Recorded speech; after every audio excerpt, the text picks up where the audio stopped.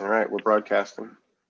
Okay, good evening, everyone. This is the Board of Education's Operations Committee meeting for Monday, December 14th, 6 o'clock. We will call the meeting to order now, and we have some committee minutes to go over, the first of which was November 9th. Any questions? I should say, is there a motion to approve? Motion to approve. Okay, questions, comments, corrections? I don't see any. So all in favor of approving the minutes? Aye. Aye. All right, and then we received standing building committee minutes, and that's just a review. Any questions, comments? Nope. All right, and then that gets us to the review of the monthly financial reports. And for the month of November, to be reviewed tonight is Dr. Best. Okay, thank you. So our overall expenditures for the month of November were $5,798,453.33. The expenditures and encumbrances were 38.43% of the budget, and that's compared to 35.67% in the prior year. So we are up, we are above last year at this time. I think the driving force there is certainly our COVID related expenses. So just to draw your attention to a couple areas under this report, employee benefits, we are paying unemployment benefits to some of our employees, even former employees, and unfortunately paying some benefits for secondary jobs and things of that nature related to COVID, partially related to COVID layoffs and things like that. So that's one area of cost, and then our overall expenses for supplies and things of that nature were also driving factor. We are getting reimbursement. I think that's an important point to make. We have put in 2 grants. We've received some funding back.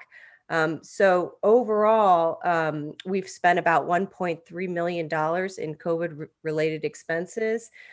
We are expecting to get around $600,000 of that back through 2 different grants. And that those monies are actually coming in now. We are, or Linda, I should say specifically, is also planning to request additional funding from Fema to try to offset some of that money. There is very stringent criteria for what you can ask for. So we may be able to get some reimbursements for the tent costs and also our storage containers that we've used. But other things such as PPE, probably we may not see reimbursement through FEMA, at least for that. So we're spending a lot of money, but we're trying to get as much of the reimbursement as possible at this point. So the warrants for this month, the total is $3,336,072.64. And I don't know if anybody wants to go through the initial lines. I had a couple issues that I pointed out and I discussed with Linda. On page 1 of the warrants, there's an unemployment benefit. That's just to draw your attention to the types of costs that we're incurring, just specifically on employment benefits, specifically unemployment. And that was for about $4,700. That's for several people's unemployment benefits. Let's see. On page 4, there's a $73,000, almost $74,000 for wing panels. Those are sectional dividers that individuals need, again, for COVID protection. another COVID-related expense. Desk shield costs on page 5 for $2,444,000. You can see the storage rental unit costs on the same page, page 5.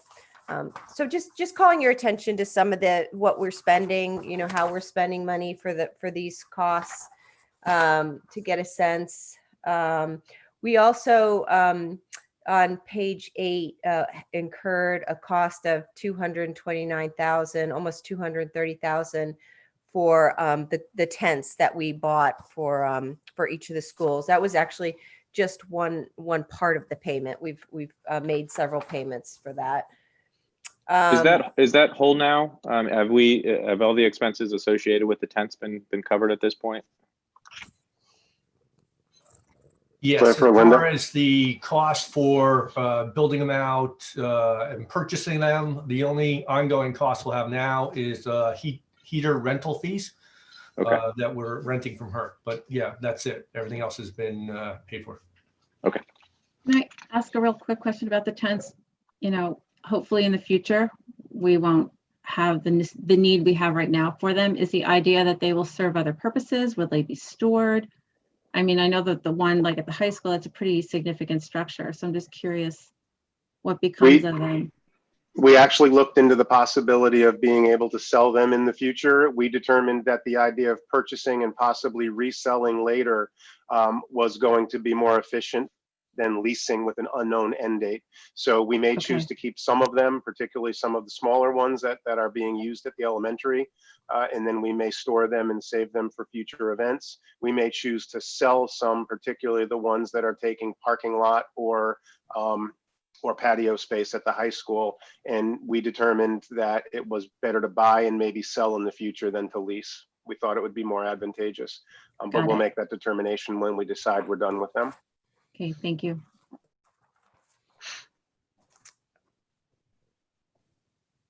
Yeah, and so on page 10, there's the cafeteria dividers. We've incurred a cost this month of almost $16,000 for that.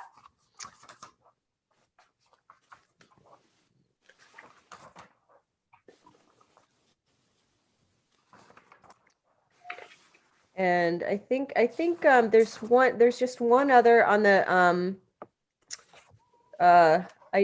personally I had a question on page 16 for the Yale New Haven hospital, the School of Medicine. I was wondering why we had a tuition bill, but that's just for children who are actually in the hospital who need inpatient schooling.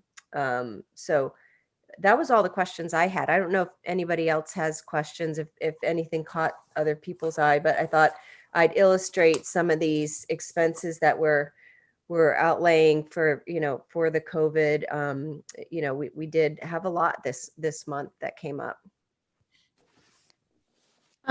There was one thing that I neglected to discuss with Mary when we were doing the review. On the last page of the financials, the 4th page underneath the COVID, there's a line for an operating transfer to dining services for $200,000. That is so that dining services could continue to pay their expenses, seeing they're not taking in revenue, watching their cash flow. They wouldn't have been able to make their payroll or pay any of their bills. So we transferred $200,000 to dining services. We had done $100,000 before the end of last school year. It does show up on their financial reports as in the bottom section as due to, I think it's due to others. We're hoping that at some point they'll be able to pay us back, but right now that's what that is. It's a transfer to dining services to keep their cash flow going. I'm sorry to have missed the beginning of the meeting. Do we have to authorize these transfers, or can you, Linda, do you have authority to do those on your own? We haven't done them in a very long time, and in the past they were never authorized by the board. It's hoping that it is just a loan and then it will be paid back at some point. So Yeah, all right. So if at this stage you're considering it a loan, then yeah, all right, I understand. And then it at is the on end of the the year, if warrant. they can't pay it back, we would have to have some Yes. sort of We'll clean, resolution. if necessary, we'll clean it up at the end of the year if it remains as a transfer from one significant line item to another, if we can't balance it by the end of the year. Exactly right. The expenditure is on the warrant, so you will approve the expenditure as part of approving the expenditures, the rest of the expenditures for the month as well. It's on page 7 of the warrant. Right. Okay.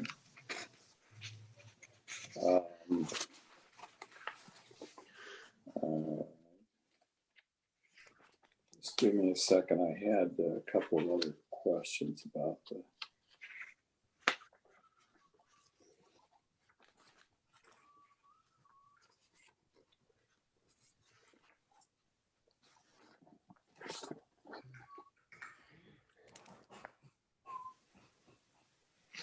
Yeah, that's not important.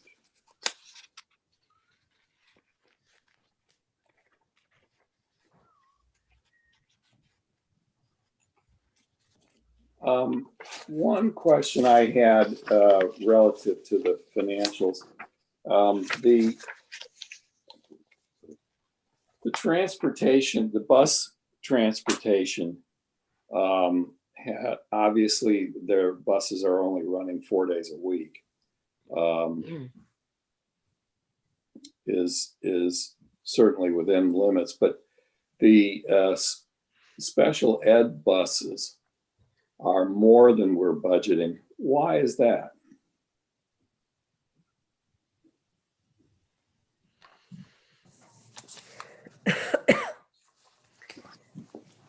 Ted, what, is there a page that we can look at? I'm sorry. Yeah, if you look at, it's not in the warrants, it's in the financial report that, which unfortunately it's on page 3 of 4 Yep. of the financial report under transportation. I see. Under special education buses, correct? Right. So Yeah, it's not more than we've budgeted. It's running higher than it was this time last year, but it is just timing of the bills. I see. The bills last year were a little bit more delayed than they have been this year. Okay, all right. Do the special ed buses run 5 days a week or just 4?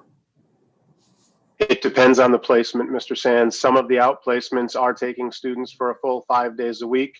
In district, special education runs are only running 4 days a week, as other transportation is. Okay. All right. Thank you.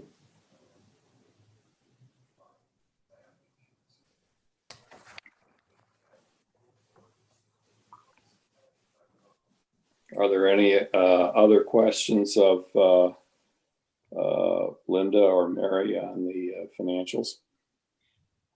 I just wanted, I'm sure this is a really simple one, but there's an item, Newsella learning bundles for 45,000. I'm assuming is it software or is it? It's an electronic library, essentially. Yeah, It provides periodical access for students, and we'll be continuing with it next year. It allows teachers to identify periodical materials by grade level, by subject area. It's a searchable periodical database, essentially. So it's an annual, that's the annual cost? Okay, great, thanks. Yeah, I believe so, correct, Linda? Yes. Yes, it is.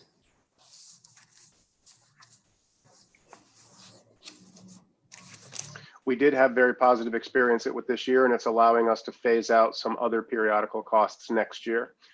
This year we didn't make those reductions, but next year we will.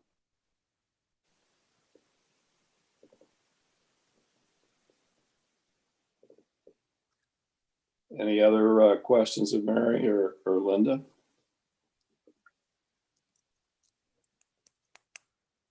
Okay. What about the food service report? Good evening, everyone. And I think that was included in your pre-packet information. So the great news is it's not nearly as negative as it was last month. So that's always a bonus. We were only negative $41,683.03, which unfortunately does bring us to a total of negative $220,275.39, which is not good, but it is COVID. So one thing you'll note is there is $5,477 in equipment purchases. That was for 2 freezers and a warmer that were essential pieces of equipment that we did have to buy. And we did replace them at the least costly way that we could. But enough equipment to get the departments and the schools by. And to go over, we are steadily increasing. We're definitely doing more lunches and breakfasts in November than we were in October. So I'm hoping that this is just going to continue to increase. It doesn't seem, December hasn't been maybe as busy as November. Our pickups daily haven't been as strong, but we're lucky enough that we did offer a multi-day pickup for Thanksgiving, which was tremendous. We had 505 children that we were able to feed. So it was a great bonus of almost $14,000 in the 1 hour of service. So when we serve a lot of meals at one time, it definitely gets the community to turn out. It's awesome that we get to help everybody and we get to make some money in return. So as you probably have noticed, we are doing the winter break, which will be 12 days of meals. So we're hoping to have a great response and turnout for that. I was just looking at the numbers and we have over 205 parents and guardians signed up already. And it hasn't even been live for 24 hours yet. So I'm hoping to spread the word. Right. Important to note that that is a tremendous service to be able to offer to the families in the community, but also because of the work relative to putting those meals up with the state reimbursement that we receive, it could actually work to be a nice offset for costs for Erica this year. So we're expecting, it was positive over the Thanksgiving break. We were happy to provide the service. We're additionally happy to provide it over the winter break. And again, it should be positive financially for Erica with the number of families that'll be picking up those multiple meals. Erica, just anecdotally, I wanted you to know that there's a couple parent groups I'm on Facebook just to kind of watch what's going on. And there was a big conversation in the last few days about the Christmas program and just parents not realizing that the more they support the day-to-day orders, the better it is for our district. So a lot of parents were like, I had no idea. I'll start ordering lunches. I had no idea. I'll sign up. Yeah. So hopefully word's getting out, like you said, and it'll just keep going. But I just thought you thought that would be encouraging. It's actually something I'm working on. I have been on a couple radio stations and some news channels, and we're trying to change the stigma and tell everyone that we really need you to turn out and take these meals. You're supporting local businesses, local farms. Like all of us need this to be able to survive. Just like you're going out for restaurants, it's essential for us, for a lot of food service ourselves and a lot of them across the state. So there's also a public service announcement. If you see me, I'm in a video. I'm sorry, it's terrible. No, but I think it's important that the community, I don't think a lot of the community knows that. So if there's another way to maybe get that message out, like I think the one you sent out for the Christmas meals is great. But maybe in the, just to get an email out or something to let families know, a little reminder or something. But thank you for all you're doing. I know it's hard. Thanks.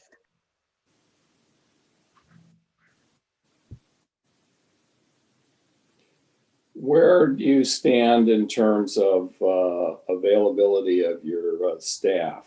Have you got enough people? I mean, obviously, some people get quarantined and stuff like that. Have you had any problems in that area, Erica? So far, we've not. We've been lucky enough that we did have some staff that we had to lay off previously, and they did stay on to work as subs. So we were able to keep our job pool as current staff and staff who could be recalled to work at any point. It's always a challenge every day, and it changes from day to day. But we've been lucky enough this month to be able to get through staff for December, and hopeful that that will progress well for January.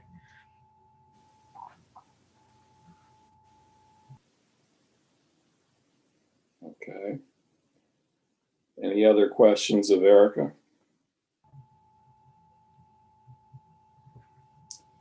All right, well, keep up the good work. Thanks, everyone. Linda, how about tuition?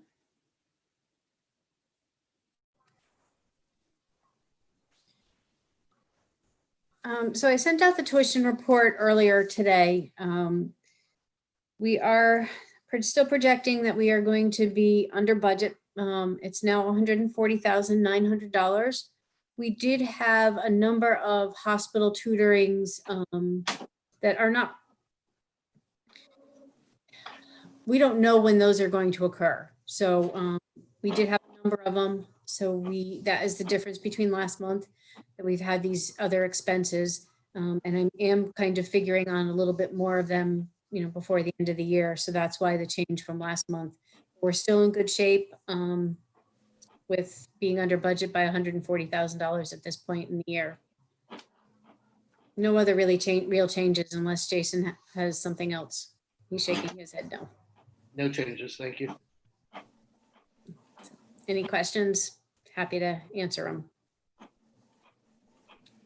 Um, them. Jason, do you have any of your vendors, any of the schools that look like that they're going to have to close? We've been navigating that, Mr. Sands, really since the beginning of the school year. Primarily in October, November is really when we started to see schools shutting down for short periods of time due to contact tracing, but nothing, we're not foreseeing anyone shutting down permanently or for an extended period of time.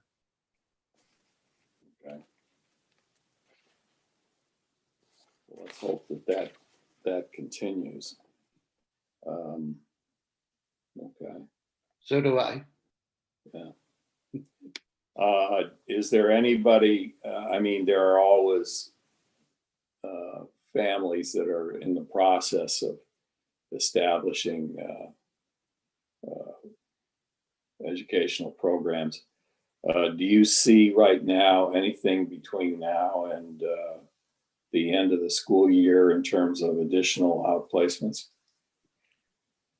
As you know, that's somewhat unpredictable, but as of right now, there is one additional in the hopper that Linda and I have talked a little bit about. And even with that potential outplacement, we are still projecting that we would be under budget. Oh, very good.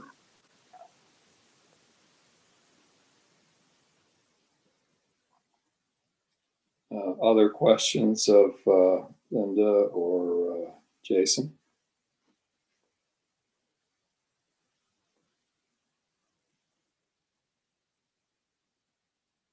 Okay. So Linda, let's go to the health report.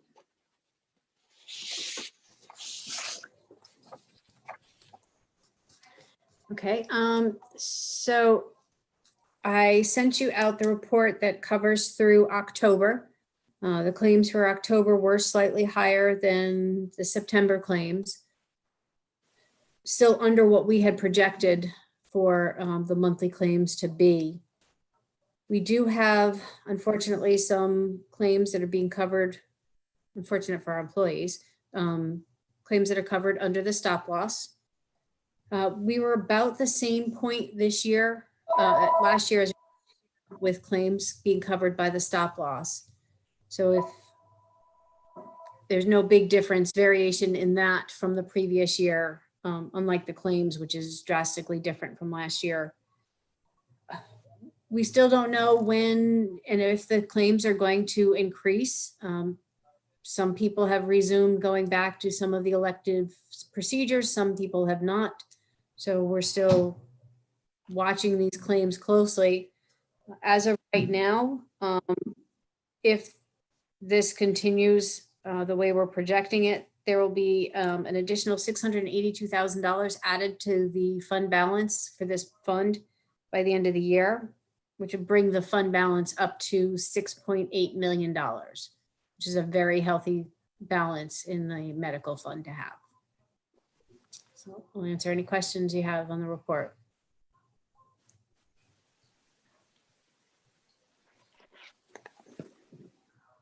Do we know if, let me step back. How, let's assume that one of our employees or one of the employees' dependents becomes ill with the COVID, and that unfortunately this is one of these serious cases. How would that get accounted for under the way we're dealing with this?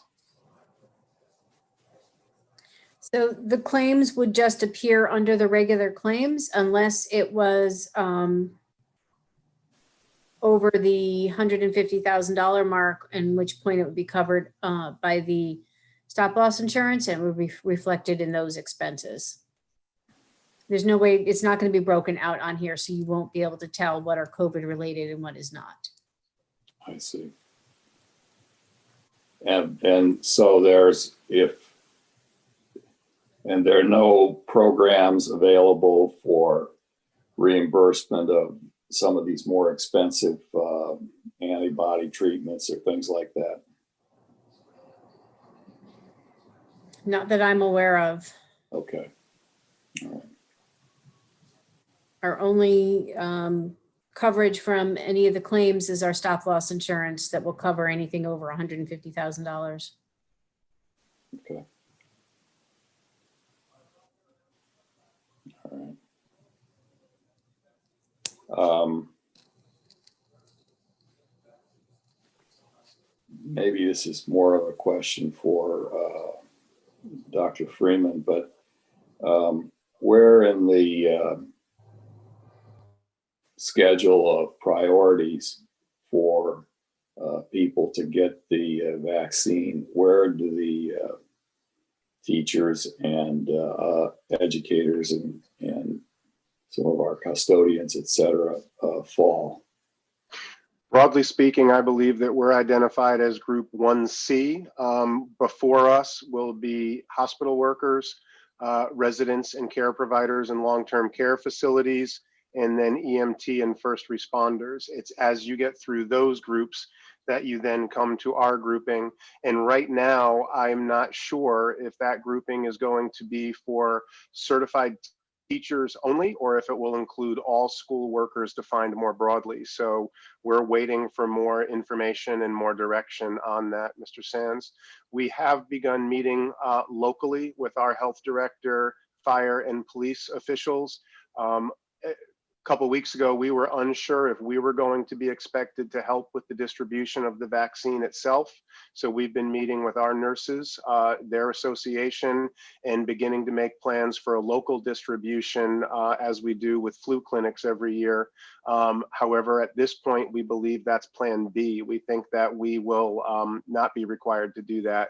We think our employees will be given a location and a series of dates where they will be expected to report to a centralized distribution center that will be managed by the state, by DPH, I would assume. But again, at this point, we don't know exactly when that will be, and we don't know if that will be limited to certified teaching staff only, or if it will more broadly define school workers. And we're waiting for that information. Okay. Any other questions with respect to the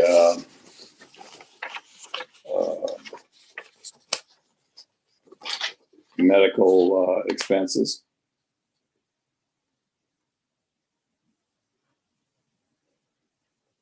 Okay. Cliff, are you going to walk us through the bonding projects? I sure can. Hopefully everyone received a copy of the proposed bonding for 2021. We have a total of 4 projects, and 2 of them are substantial. The first one's the turf field that we're somewhat aware of already after meeting with the architect slash engineer on the project and bringing forth a couple of those estimates. So the estimate for the base of the project or base cost is about $2 million. After adding in CA and bond issuance to their number, we come up with just over $2.1 million for that project. And keep in mind that is the most expensive proposed turf infill. So if we decide to go with a different infill other than the, I believe it's the Brock sand, coated sand infill, it would be less expensive to some nature. It could be upwards of a couple $100,000, or it could be $100,000 depending on how the bids come in. So they're still working on that project and fine tuning it, but they haven't given us any adjustments in the estimate for the project at this point. So we're still sticking with that number. Questions on the turf field? There was talk about taking a visit to go see the Brock field. Did we get over there to see that? They did go over there and see it. They walked it. They talked to the field director or athletic director in that I believe it was in Rhode Island to get some of the ideas of how it's performing. Does it float? Does it require a lot of maintenance? Those type of things. It does require maintenance throughout the year, as well as every, I think they said 5 years, they have to replenish some of the infill itself. So it does break down. The one thing that we did note was there's no long-term fields. They're all new. So we don't have any historical data, 5-10 years out that says it's a great playing surface, that it holds up, that type of thing. So just keep that in mind, that it is new on the market. So there's a lot of question marks as far as what we're going to have in 10 years from now. Will it perform per the warranty? So that's where they're at with that. Yes, they did. Is that conversation going to come back around to the board before a decision on the fill gets ultimately made? Yes. So the thought is for us to proceed forward with the recommendation of the board, and that is bidding out the 3 different types of infill. Once we have those bids, we'll come back to the board, present those bids to the board, and get your input on which ones you would recommend to the Board of Selectmen in moving forward. We'll also get the Standing Building Committee's recommendation and the Standing Fields recommendation before we move forward. So. And Jake's as well. Yes, and obviously, yeah, the local. I was actually talking to Jake today, so Jake will have input. Rick Maynard will have input. So we'll get input from all the critical parties. So the board will be able to look at the bottom line for each and hear all of those opinions before ultimately deciding which fill to move forward with. Yeah. No further questions on the turf field. We'll move on to the Guilford Lakes HVAC project. We have a base estimate at 2.1 million for that. We add in our CA, which is about 21,000. Contingency, which is still high at 30%. Again, these numbers have been reviewed by the Standing Building Committee. That project is not designed. We haven't done any testing or destructive testing to find out if there's any type of hazmat presently. Hopefully we'll be zeroing in that on that soon. So possibly in the next month, we could see that number come down as our engineering moves forward and the Standing Building Committee feels more comfortable with the plans and specifications that we're putting together. So we'll keep updating these numbers the best we can with the information we get. The end number, once we're done, is about almost 2.9 million. Rather expensive. It's a challenging project, knowing that We're in confined space in the attic. Getting equipment up and down will be challenging. We are replacing the boilers as part of this project, and we're doing the same, well, not quite the same at Guilford, Cox. But that is, so we will be getting a full new system, everything from heating straight to throughout the cooling system. So a new cooling tower in this project, and that's why these numbers are running a little higher. Normally we'd break out the boilers or cooling tower if they don't all coincide. But in this case, everything's kind of coming due at that building at the same time. So that's where we're at with that number. It's important to remind the board that this bond was approved last year at this time by this board. It ended up being pulled out as a result of COVID and the complications with being able to bring it through a referendum. So this was not initially part of this year's bottom line. You could consider that this was a reduction to the bonding that was approved last year for the current year we're in, but it becomes an addition to the bottom line of the bond requests that we're placing in front of you and then ultimately the town as part of this budget cycle, if that makes sense. I'm sorry, I'm confused. We originally approved Was this last year. Was this project approved by the voters last year? No, it was approved by this Board of Ed. It was pulled But we off didn't of, put it to the voters. yes, we pulled it off of the referendum last Okay. year. So it's back in front of you this year, delayed by a year. It created a low bond request last year, but it's creating an increased bond request this year because of that delay. We did not push any other items a year off of this schedule because the items on this schedule are necessary and becoming urgent. But I would also remind the committee that this is the school where we're getting these aerodynamics repairs, in Yes. 6 figures every month. I mean, this school, unfortunately, the HVAC system is beyond the end of its life. And they're still working with us hand in hand to keep the building working the best we can during the winter months. So they were out again last week helping us recharge and fix compressors. So it is an ongoing battle and definitely one of the top projects that needs to get done over the summer. So hopefully the bond goes through, the referendum goes through in April. If there's no other further questions on Guilford Lakes, we can move on to the Cox boiler replacement program. This will be tied into the HVAC project. It just wasn't included in the original bond that was put forward, I believe, 2 years ago.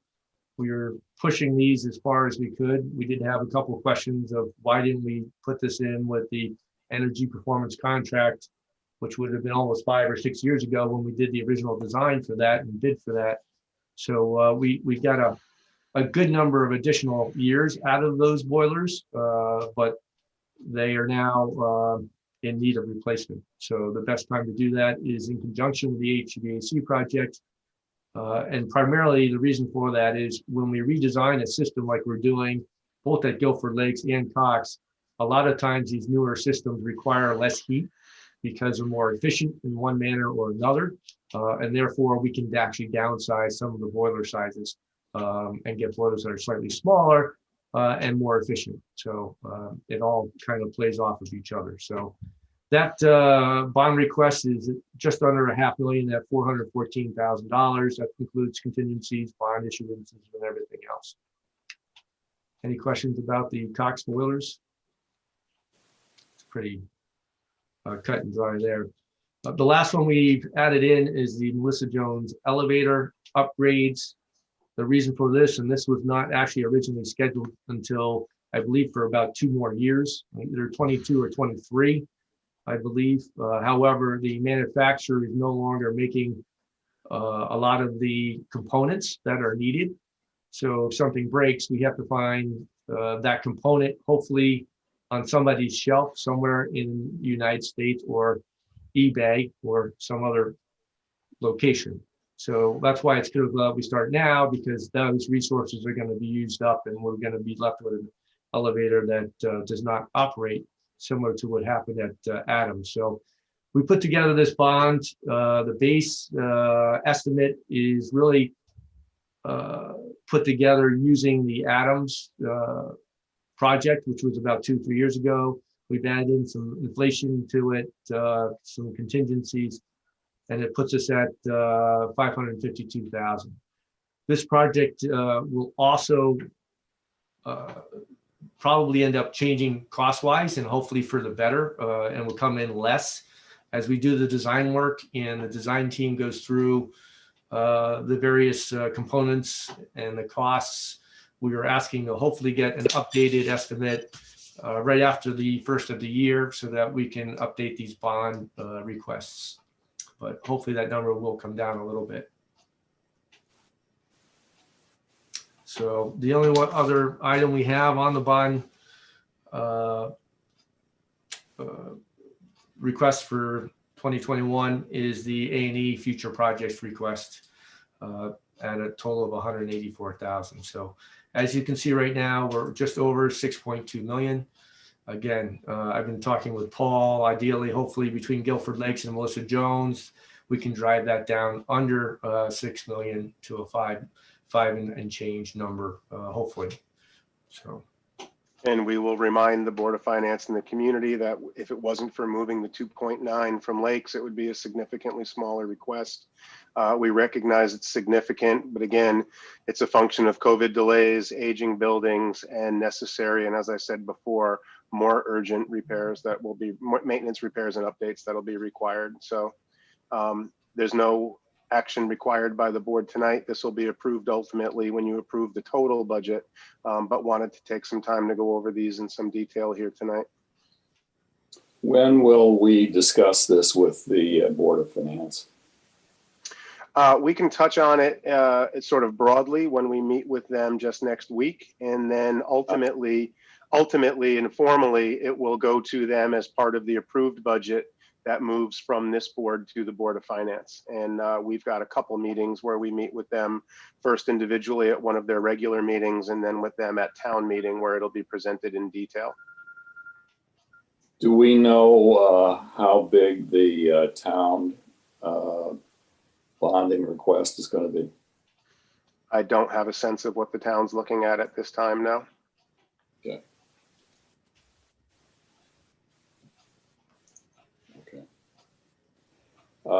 So do we have any other questions of Cliff with respect to the proposed bonding projects? Hearing none, let's go to an update on the facilities projects, Cliff. Great. We'll go through, we have pretty much most of the same projects that we touched on last month.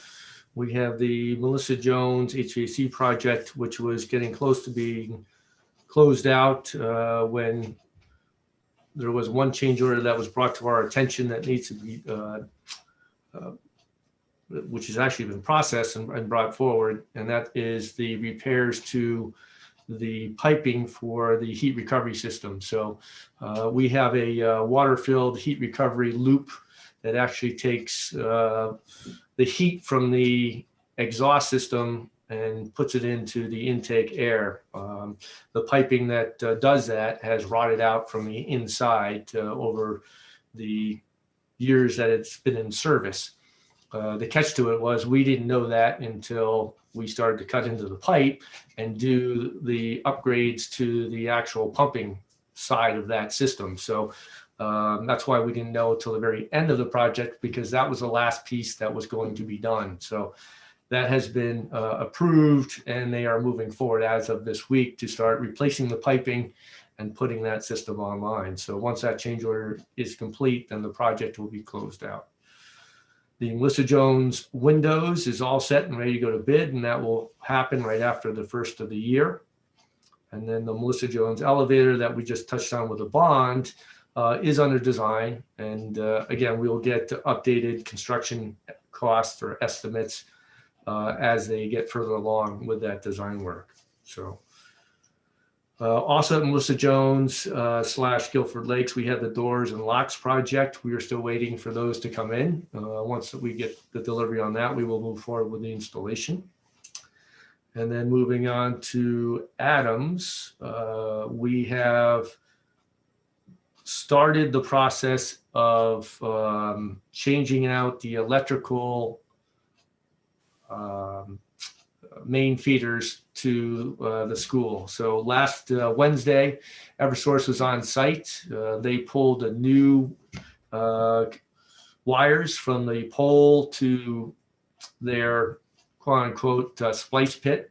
And then this Wednesday, weather permitting, they will actually shut down the power to the school, cut the existing wires, and then splice in the new feed and then put it back online. So due to the amount of time to do all the work, it ended up being a 2-day job, and we had to split between last Wednesday and this Wednesday. So unfortunately, once again, Adams will be without power on Wednesday. So they'll be working remotely and from home or somewhere else in the district on Wednesday or in the dark. But that does help us actually move forward for next summer and doing the phase 2 of the parking lot, because once we get these poles re-established, it now opens up the plan for us to actually put the curb cuts in and make the entrance and exit for that new parking lot. So it's actually a critical piece. That's been a difficult one working with Eversource, but it looks like we're getting close to the completion date for that piece of the project. So that's great news. Lastly, both Guilford Lakes and Cox HVAC systems are under design. Both were awarded to Silver Petrocelli. They're working on them. We met today discussing about some of the plans and stuff. So we are moving forward. They hope to have some preliminary plans after the first of the year that will go to the standing building committee. And then hopefully by the end of February, probably more like March, we'll probably go out to bid, possibly even the beginning of April. So that's where we stand with those projects. And that's all of them for tonight. Okay. Any questions on the existing projects? Okay. Next item is communications. I don't have anything specific to the operations committee. Are there any things that other committee members or board members have with respect to communications?